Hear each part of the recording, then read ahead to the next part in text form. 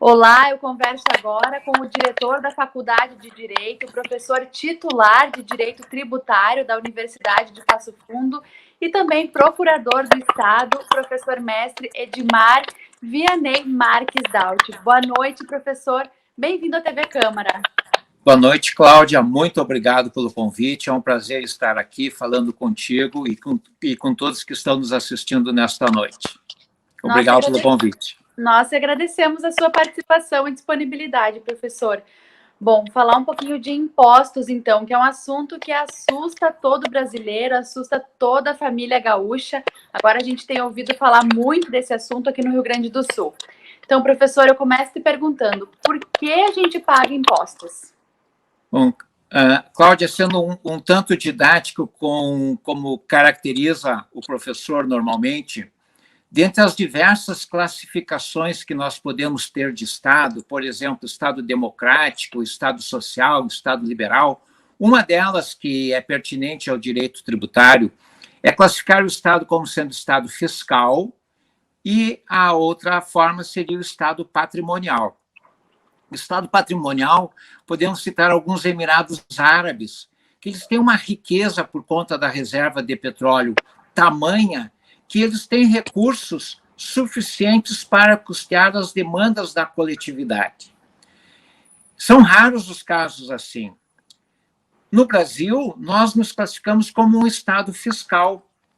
Ao longo do tempo, à medida que o poder público, desde o tempo das capitanias hereditárias, foi abrindo mão de parcelas do patrimônio público, o poder público foi perdendo os bens de capital, consequentemente ficando sem recursos para gerar o dinheiro necessário para custear as nossas demandas.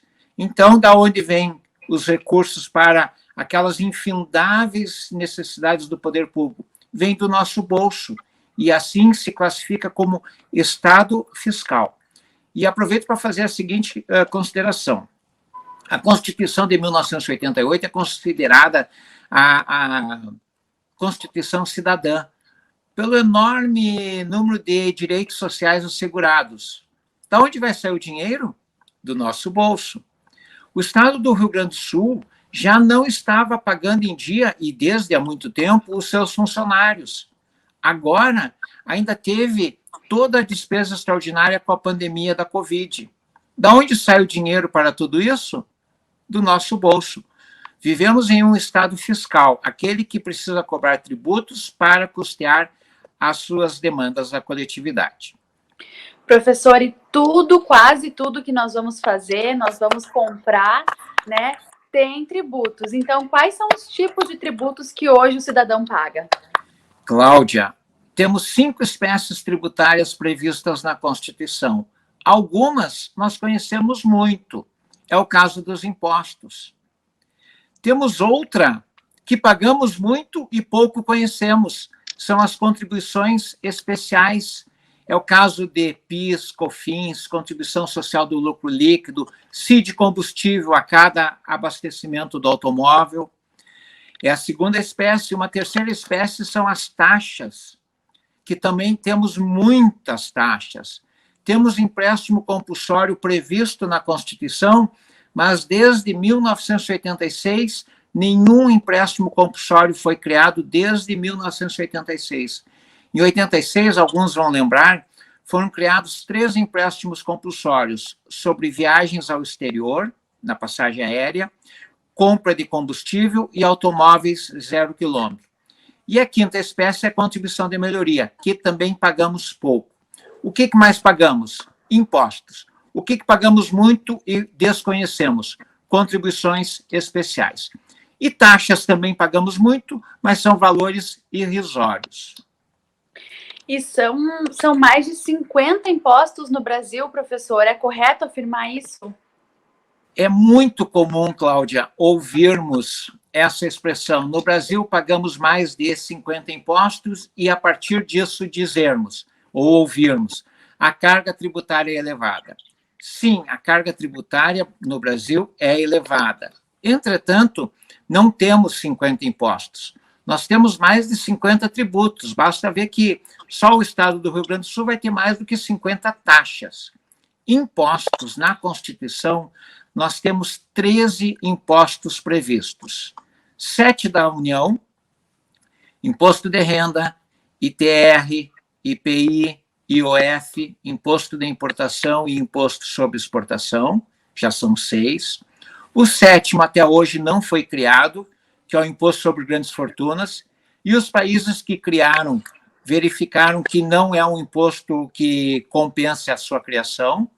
Os municípios criam 3 impostos, o IPTU, muito conhecido, o ITBI, quando alguém adquire algum bem imóvel, e também o Imposto sobre Serviços, conhecido antigamente como ISQN, hoje é o Imposto sobre Serviços.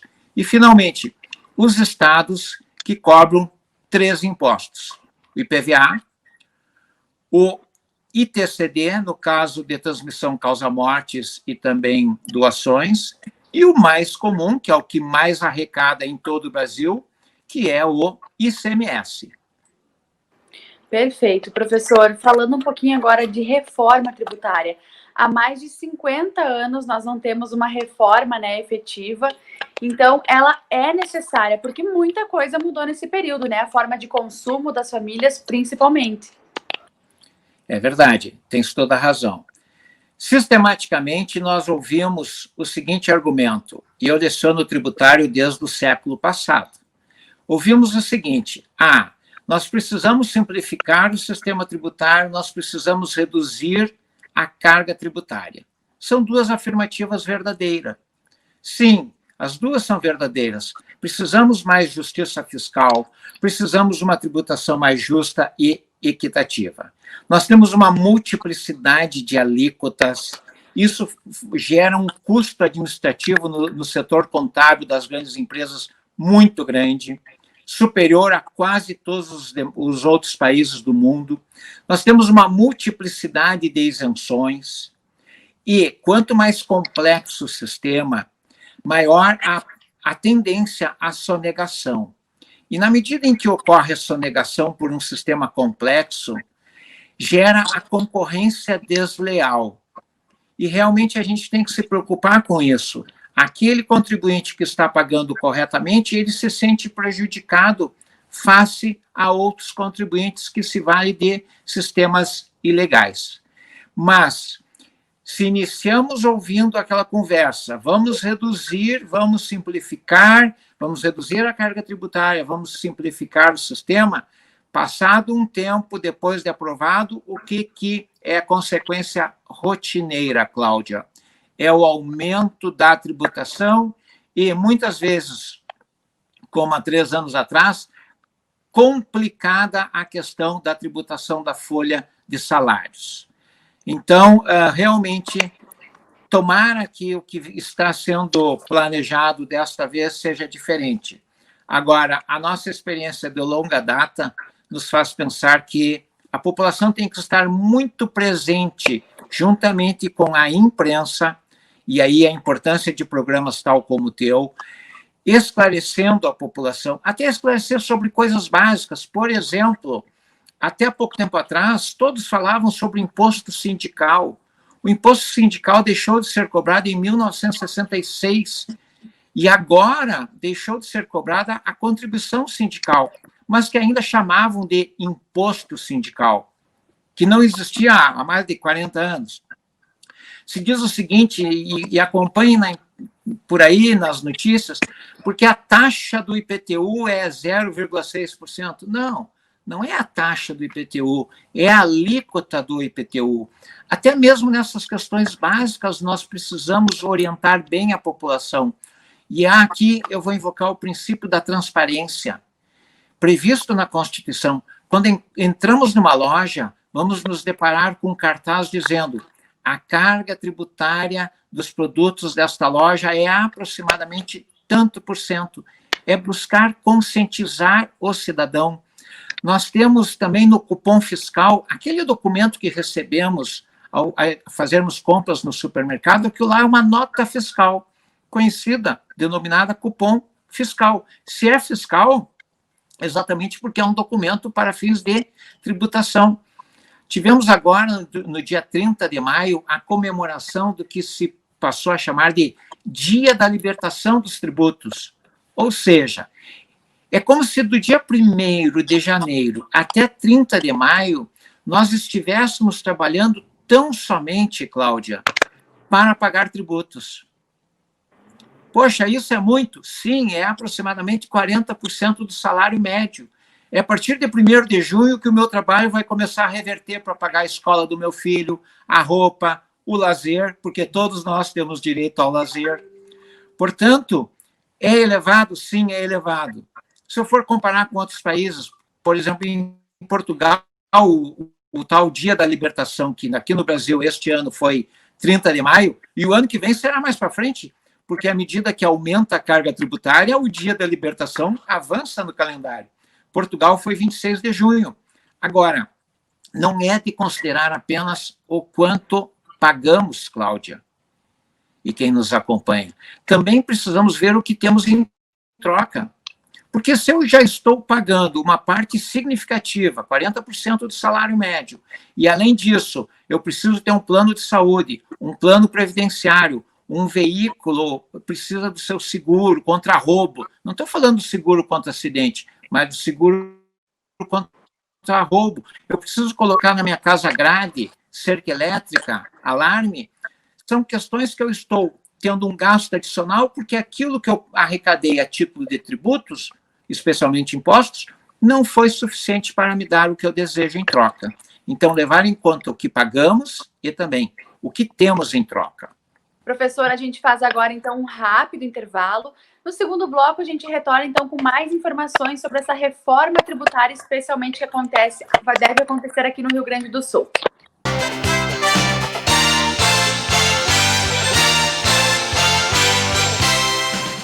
Você que acompanha a TV Câmara, estamos de volta conversando um pouquinho com o professor, mestre e também professor titular de Direito Tributário da Universidade de Passo Fundo, procurador do Estado, Edmar Vianney Marques Daut. Falando um pouquinho agora da reforma aqui no Rio Grande do Sul, essa reforma específica. Como o senhor falava no início, nós vivemos um estado fiscal. Bom, se vamos deixar, então, vamos pagar menos impostos, o Estado precisa compensar isso de alguma maneira, né? Como isso vai acontecer, então? Olha, essa resposta eu tenho curiosidade. Vamos começar pelo mais simples, o IPVA. Eu costumo dizer que IPVA é um imposto que quem paga gostaria de não pagar, mas quem não paga está louco de vontade de começar a pagar. Mesmo que já tenhamos agora transporte através de aplicativos que facilitam a vida, mas é um desejo ainda do carro próprio, né? Pois bem, o IPVA. Em primeiro lugar, há uma grande distorção, e aqui não é uma questão no Rio Grande do Sul, é no Brasil. Qual é a grande distorção?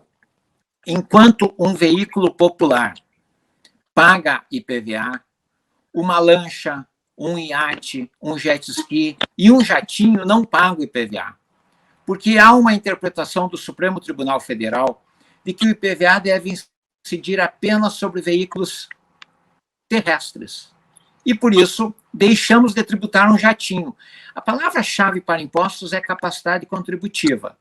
Pergunto, quem tem maior capacidade contributiva? O proprietário de um helicóptero, o proprietário de um iate ou de um jatinho particular, ou o proprietário de um carro particular? O proprietário do carro particular está pagando IPVA. Hoje, com a alíquota de 3%, vai subir. E o jatinho? Há muito tempo tramitam no Congresso Nacional propostas para incluir na tributação do IPVA também o que hoje não é tributado.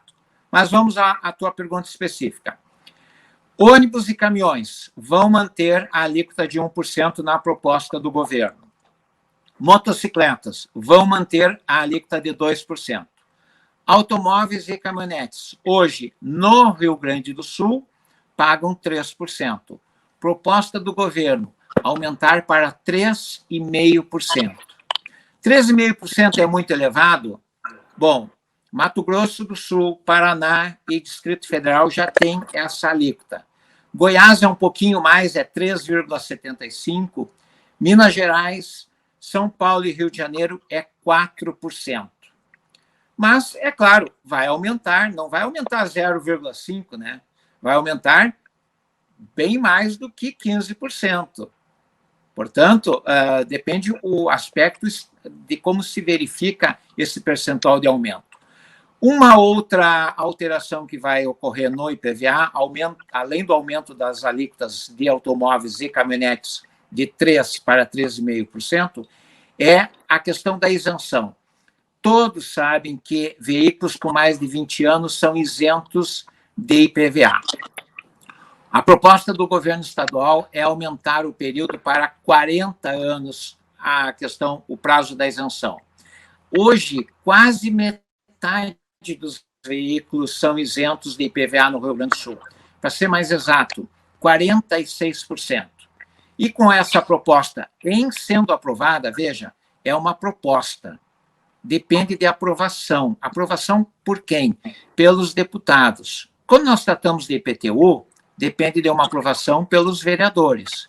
Nos impostos estaduais, depende da Assembleia Legislativa, porque a Constituição assegura o princípio da legalidade. Qualquer aumento na tributação precisa de uma lei.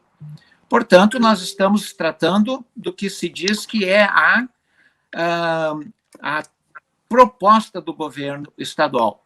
Vamos ver o que será votado. Importante até a gente falar, professor, já que o senhor tocou nesse assunto, que a proposta já está na Assembleia, inclusive tramitando em regime de urgência. Então, quer dizer que ela deve ser apreciada e votada no próximo mês, né? Entre setembro aí. E lembrando ainda, Cláudia, que estamos num ano eleitoral. E temos uma pergunta em aberto, uma pergunta muito importante tua. Se vamos abrir mão de arrecadação, como que nós vamos continuar custeando todas aquelas demandas?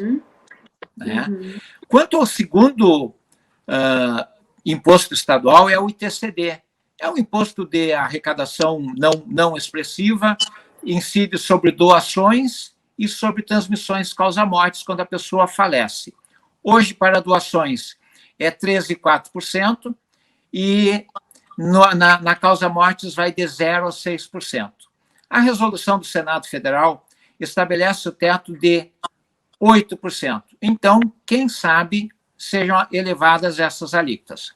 O mais importante, portanto, é o ICMS, porque ICMS é o imposto que mais arrecada. É o que mais arrecada para os estados, somando todos os estados, é o que mais arrecada no Brasil. E um ponto muito importante, é o que mais traz recursos para os municípios. Pô, Dalt, mas como assim, se o imposto é estadual? Sim, o imposto, o ICMS, é estadual, mas 25% do ICMS é entregue para os municípios. É a maior fonte de receita dos municípios. E vejam, nós tínhamos como padrão, na maior parte dos casos, a alíquota, na maior parte dos casos, insisto, era 17%. De 2016 para cá, passou a ser 18%. E aqueles casos como gasolina, álcool, telefonia, energia elétrica, que era 25%, passou para 30%. A partir do ano que vem, e padrão do ano que vem, porque normalmente as reformas tributárias, as alterações tributárias, com exceções, vale a partir do ano seguinte, aquela alíquota que hoje é 18%, volta para 17%. Uma grande vantagem na proposta do governo. Hoje nós temos 5 alíquotas de ICMS. E a proposta do governo é reduzir para apenas 2 alíquotas, 17% e 25%. Isso favorece a escrita fiscal, desburocratiza, louvável a iniciativa. E mais uma coisa, favorece o cidadão. Porque se hoje o cidadão está pagando na sua conta do celular 30% de ICMS sobre a conta do celular, vai passar a pagar 25%. Se nos produtos em geral ele está pagando 18%, vai passar a pagar 17%. Se ao abastecer o carro ele paga 30%, vai passar a pagar 25%. Novamente, louvável a iniciativa do governo. Em contrapartida, para cobrir a redução, com a redução das alíquotas, vai diminuir a arrecadação.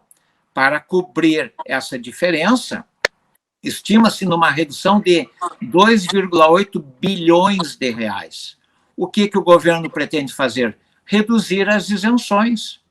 Em 2019, tivemos 11 bilhões de reais de isenções. Portanto, tem sim como nós reduzirmos a carga tributária do cidadão, atribuindo a tributação de forma mais ampla, que todos paguem um pouquinho, para que não precisemos, alguns, estar pagando bem mais. E uma outra coisa, a segunda reforma, o segundo ponto da reforma, muito, muito importante.